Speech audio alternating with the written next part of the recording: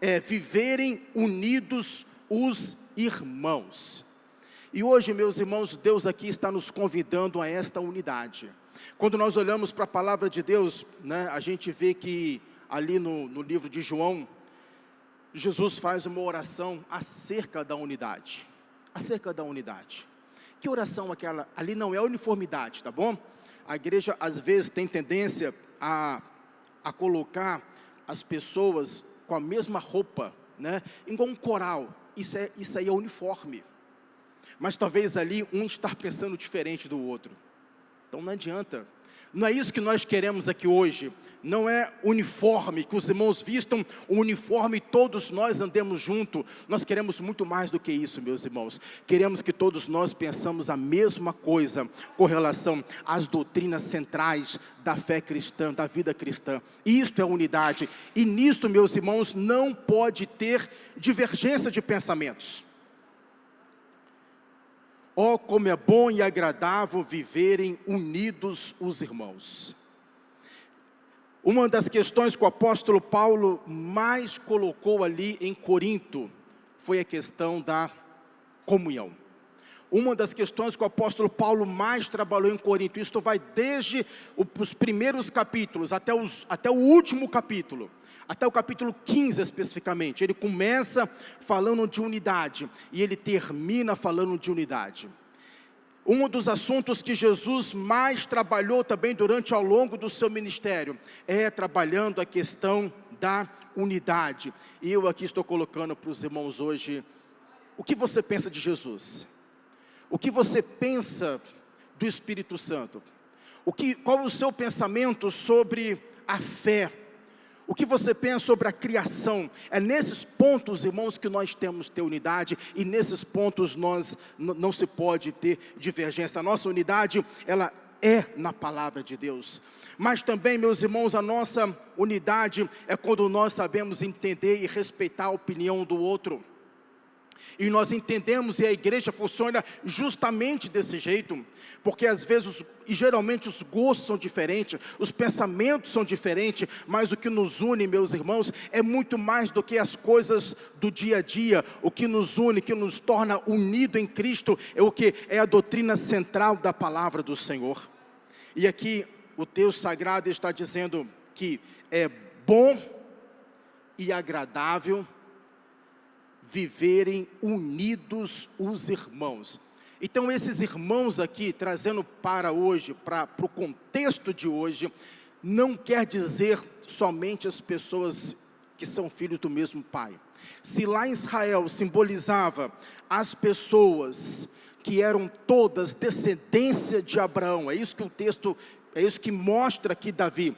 E Davi, meus irmãos, ele está citando aqui um texto que provavelmente ele viu esta unidade quando Israel, quando Judá, quando Hebron, quando ele foi rei tanto de Judá quanto de Israel, e ele viu esta unidade ali, quando ele se apossou como rei de todo Israel, que a princípio não era assim, ele era só de Hebron, e quando ele foi rei de todo Israel, ele pôde perceber aquela unidade que havia ali. É bem provável que este salmo aqui, irmãos, foi descrito a partir daquele momento. Foi descrito naquele momento quando ele viu que as pessoas, elas estavam unidas. Quando Davi decidiu trazer a arca para Jerusalém, as pessoas estavam unidas naquele propósito. Quando Davi deu aqueles passos ali, as pessoas estavam unidas naquele propósito. Ele pôde perceber. Ele aqui, irmão, por outro lado também, Davi percebeu desavenças entre casas. E ele teve desavença dentro da sua própria casa, pois teve irmão que planejou matar outro irmão dentro da sua própria casa, na verdade, e fez isso e matou outro irmão. Mas Davi, que está falando de uma união, meus irmãos, que vai muito mais do que laços de sangue. Davi que está falando de uma união espiritual. E isto aqui eu estou colocando para os irmãos aqui, é uma unidade espiritual, que a Bíblia está dizendo, ó quão bom e suave é, que os irmãos agora vêm para a igreja de hoje, né? É um salmo muito parecido com o salmo do Novo Testamento. Ó quão bom e agradável é viverem unidos os irmãos. Ele vai dizer aqui Essa união, irmãos, tem dois exemplos. Primeiro, ele vai dizer que é como o óleo precioso sobre a cabeça, o qual desce para a barba de Arão, e desce para a gola ou para a orla de suas vestes. Então, essa união, primeiro, ele vai dizer que é como o óleo precioso sobre a cabeça de Arão. Então, a primeira coisa que nós temos de olhar aqui é entender, lá no Antigo Testamento, antes, observe bem que Davi aqui pegou uma figura muito importante. Ele pegou a figura de Arão, sumo sacerdote, não é verdade?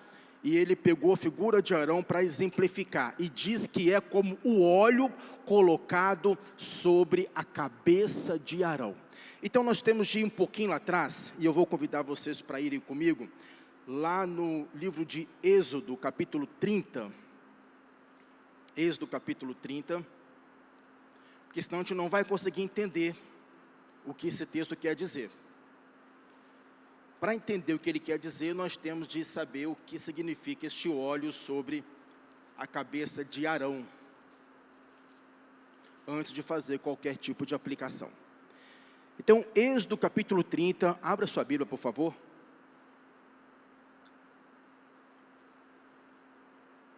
Versículo 22. Amém? Amém? Acharam? Disse mais o Senhor a Moisés: tu, pois, toma das mais excelentes especiarias, de mirra fluída 500 ciclos. Esse 500 ciclos aqui seria mais ou menos 6 quilos, tá bom?